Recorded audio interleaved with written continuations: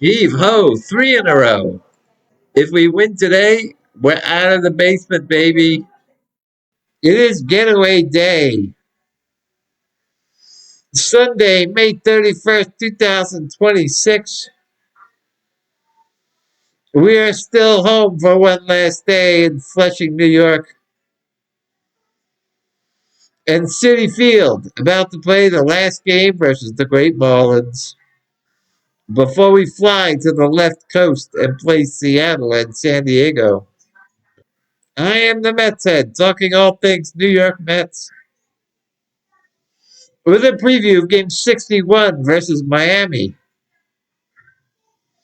If you're enjoying my content, I ask that you please like and subscribe to the Mets Head on YouTube, Facebook, TikTok, and Instagram. Looking at their lineup for last night's game, before the game started, I don't like Young batting fourth behind Soto. It is not a good strategy to have three of your first four hitters being left-hand hitters, considering Soto is significantly weaker versus left-hand pitching. And if you have that many lefties near Soto, they're going to bring in a left-hand pitcher to neutralize him. This year, against lefties, Soto is batting .254 versus .330 against righties. Against lefties, he has a .458 slugging percentage, and against righties, .670. Against lefties, his OPS is .781 and over 1,100 against righties.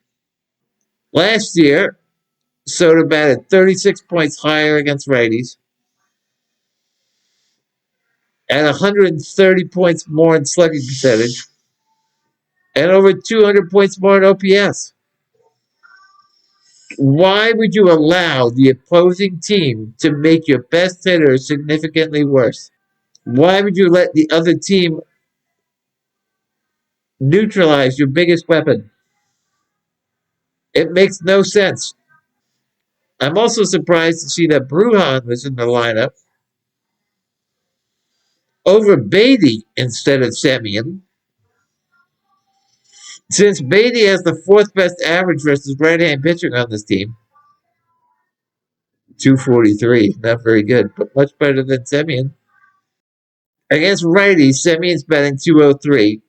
Beatty's batting 40 points higher, 243. Semien has a .294 slugging compared to Beatty's .360. Semien has a .538 OPS versus Beatty's .670.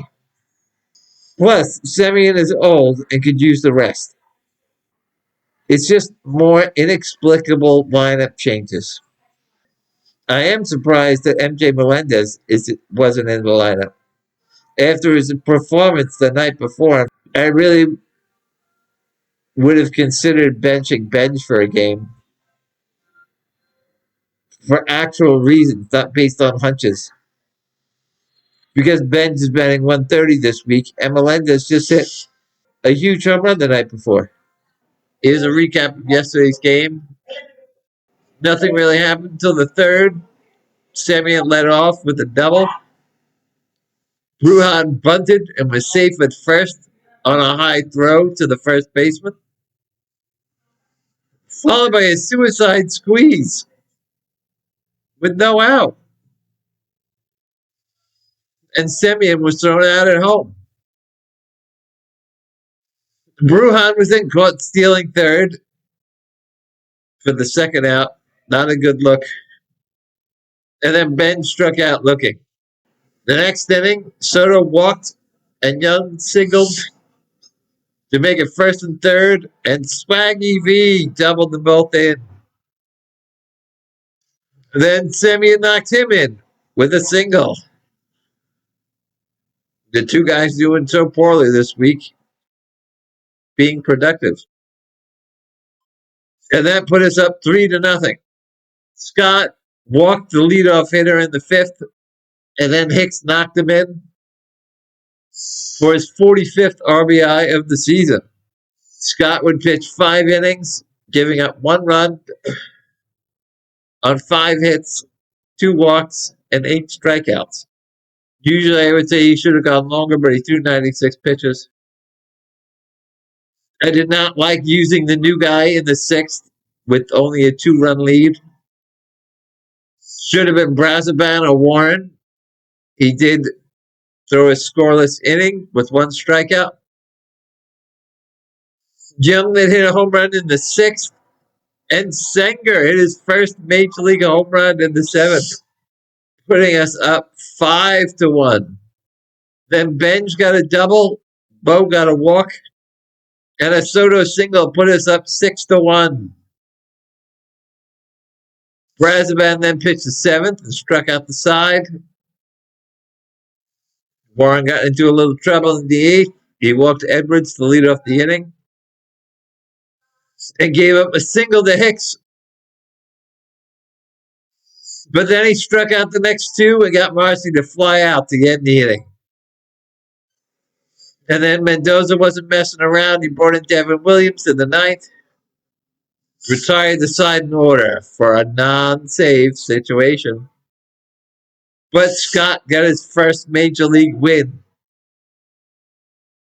It was definitely a feel-good day, starting with the Hall of Fame ceremony for Bobby V and Hollywood Lee Mazzilli. We are now 25-33, 8 games under 500. Still last place in the NL East, but maybe not for long. 14 and a half games behind Atlanta, but we're only half a game out of 4th. If we win today, we're in 4th and out of the basement. We now have the 24th best record in baseball. I'm trying to be positive. The Marlins are 26-33, 7 games under 500. 4th place in the NL East, 14 games out of 1st. But as I said, only half a game ahead of us. They have the 23rd best record in baseball. On the mound for the Mets will be 24-year-old right-hand pitcher Nolan McLean from North Carolina. He is 6'2", 214 pounds. Drafted by the Mets in the 3rd round in 2023. Skeens was selected 1st overall, followed by Dylan Cruz.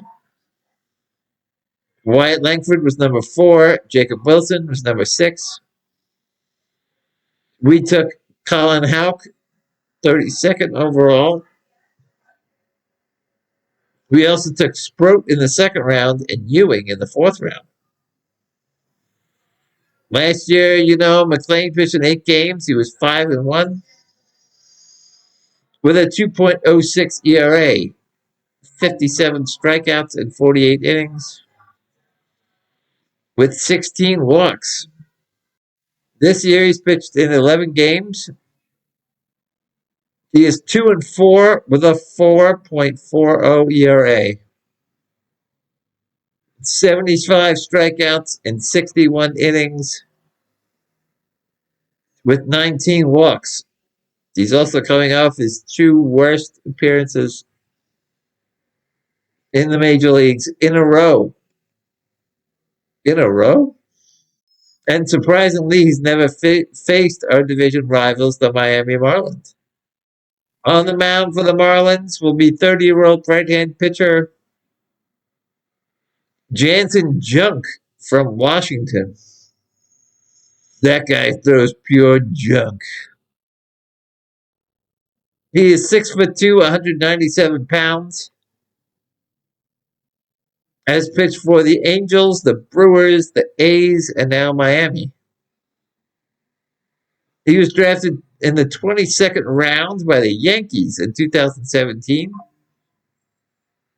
That draft, Royce Lewis went 1st overall, Hunter Green 2nd, Mackenzie Gore 3rd, Elio Ramos is selected 19th. We took David Peterson 20th. MJ Melendez, the hero of Friday night, was picked 52nd. And Swaggy V, who also homered on Friday night, was 59th. In his 6 years in the majors, Junk has pitched in 36 games. He is 7-7 with a 4.86 ERA, 111 strikeouts in 150 innings with 24 walks. Wow, that's very few walks. Last year, he pitched in 21 games. He was 6-4 with a 4.17 ERA, 77 strikeouts, and 110 innings with only 13 walks. This guy's kind of unbelievable with these walks. How could he only walk 13 guys? And 100 innings. This year, he's pitched in 11 games. He is 3-5 with a 4.80 ERA, 43 strikeouts in 60 innings with 13 walks. Wow, he has just as many walks this year than he did in twice as many innings last year. He has faced the Mets, it looks like, only one time before. And we are batting .308 against him with a .667 OPS. Bobichette is 3 for 4 against him. Soto 1 for 2. Brujan walked once. Melendez is 0 for 3. Jared Young is 0 for 1. My ideal lineup for the Mets would lead off A.J. Ewing, who is batting .324 against righties. Would be a great guy to lead off. Bobichette to bat second. As I said, he's gone 3 for 4 against Jug.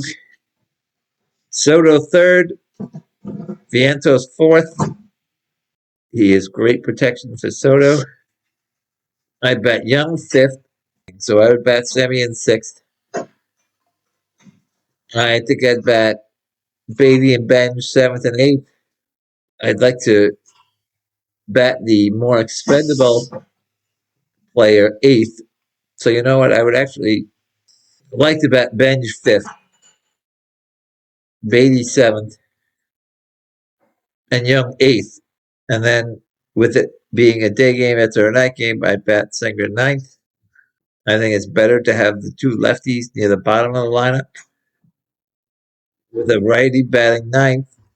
So that would tempt the other team to bring in a lefty for those two.